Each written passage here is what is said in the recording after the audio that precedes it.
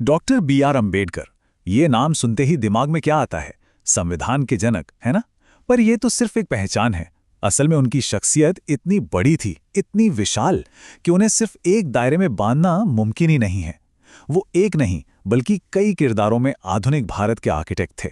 तो चलिए, आज उनके उन्हीं अनदेखे पहलुओं को जरा करीब से जानते हैं। अच्छा, चलिए इस कहानी की शुरुआत एक ऐसे फैक्ट से करते हैं जो आपको भी सोचने पर मजबूर कर देगा।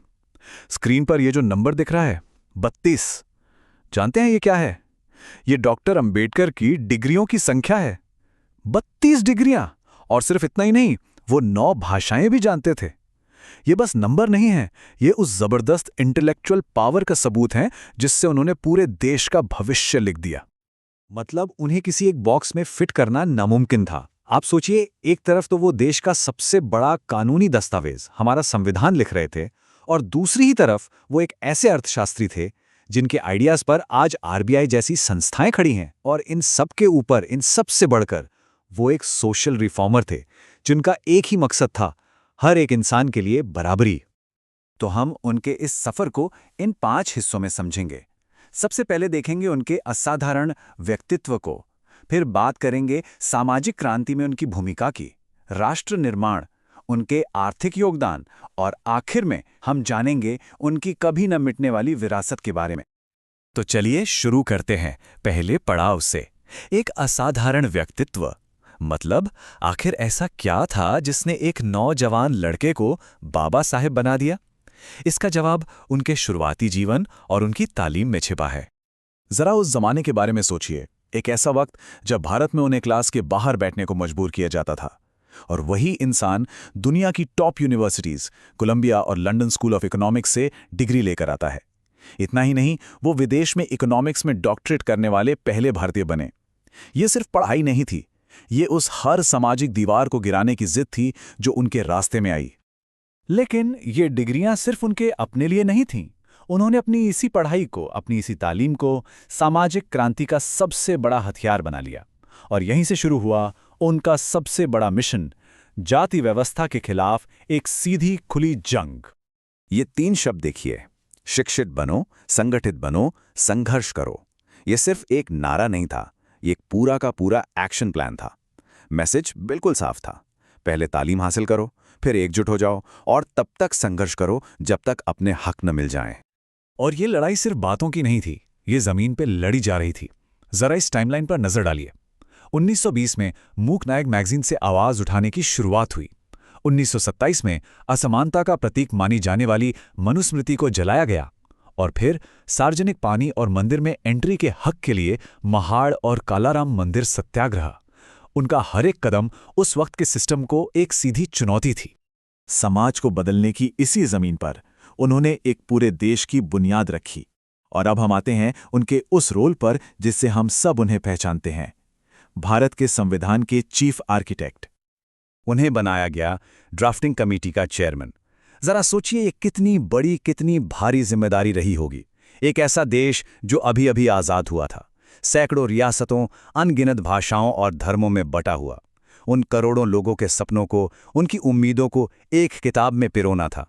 और ये कोई आम किताब नहीं थी, ये वो किताब थी जो आने वाली सदियों के लिए भारत का रास्ता तय करने वाली थी। तो इस किताब के दिल में, उसकी आत्मा में उन्होंने क्या रखा? ये 4 foundational pillars, equality, liberty, fraternity और जस्टिस। मतलब समानता, स्वतंत्रता, बंधुत्व और न्याय।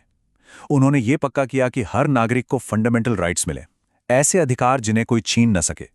और साथ ही सदियों से चले आ रहे अन्याय को मिटाने के लिए रिजर्वेशन जैसा ऐतिहासिक कदम उठाया। ये सिर्फ एक कानून की किताब नहीं थी, ये एक बराबर समाज का ब्लूप्रिंट था। और बराबरी के लिए उनकी ये लड़ाई सिर्फ जाति तक सीमित नहीं थी।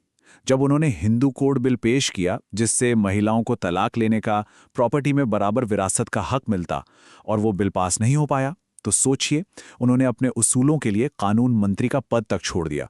ये बताता है कि उनके लिए सिद्धांत कितने जरूरी थे।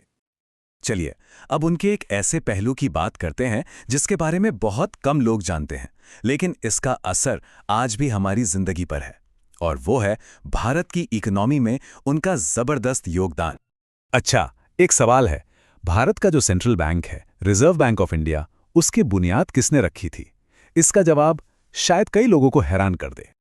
जी हाँ, जवाब है डॉक्टर अंबेडकर। आज जो आरबीआई है उसका पूरा का पूरा कॉन्सेप्ट उनकी किताब the problem of the rupee पर आधारित था। और सिर्फ आरबीआई ही क्यों, भारत का जो फाइनेंस कमीशन है उसकी नींव भी उनकी ही इकोनॉमिक रिसर्च पर रखी गई थी। ये दिखाता है कि वो कितने दूर की सोचने वाले इकोनॉमिस्ट थे। उनका इकोनॉमिक विजन सिर्फ बड़ी बड़ी संस्थाओं तक सीमित नहीं था, वो आम इंसान के बारे में सोचते थे। आज जो हम सब 8 घंटे की नौकरी करते हैं, क्या आप जानते हैं इसका श्रेय भी डॉक्टर अंबेडकर को ही जाता है।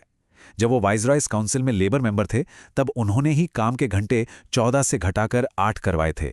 सोचिए, करोड़ों मजदूरों की जिंदगी के लिए ये कितना बड़ा, कितना जरूरी बदलाव था। अब हम आते हैं उनके सफर के आखिरी और शायद सबसे अहम पड़ाव पर। ये वो फैसला था जिसमें उनकी पूरी जिंदगी की जद्दोजहद का सार छिपा है। देखिए, उन्होंने अपनी पूरी जिंदगी एक ऐसे समाज की तलाश में लगा दी जो बराबरी, आज़ादी और करुणा पर आधारित हो, और उनकी ये तलाश उन्हें बौद्ध धर्म तक ले आई। एक ऐसा दर्शन, एक ऐसी फिलॉसफी जिसमें जाति के लिए कोई जगह ही नहीं थी। और फिर वो ऐतिहासिक दिन आया, 14 अक्टूबर 1956। नागपुर की दीक्षा भूमि पर लाखों लोगों ने उनके साथ बौद्ध धर्म अपना लिया। ये सिर्फ एक धर्म परिवर्तन नहीं था, ये लाखों लोगों का एक साथ मिलकर ये ऐलान करना था कि हम जाति व्यवस्था को खारिज करते हैं। ये एक साइलेंट रेवोल्यूशन था। और देश के लिए उनके इस बेमिसाल योगदान को सम्मान देते हुए 1990 में उन्हें मरणोपरांत भारत के सबसे बड़े नागरिक सम्मान भारत रत्न से नवाजा गया। तो हमने देखा, वो एक ज्यूरिस्ट थे, एक इकोनॉमिस्ट, एक सोशल रिफॉर्मर और एक नेशन बिल्डर। लेकिन आखिर में सवाल यही उठता है कि उनकी सबसे बड़ी, सबसे स्थायी विरासत क्या है? हमारा संविधान, या फिर सामाजिक न्याय के लिए वो लड़ाई जो आज भी जारी है, या फिर करोड़ों दबे कुचले लोगों के मन में जलाई गई आत्मसम्मान की वो चिंगारी? इसका जवाब शायद हम सबको अपने अपने अंदर खोजना है।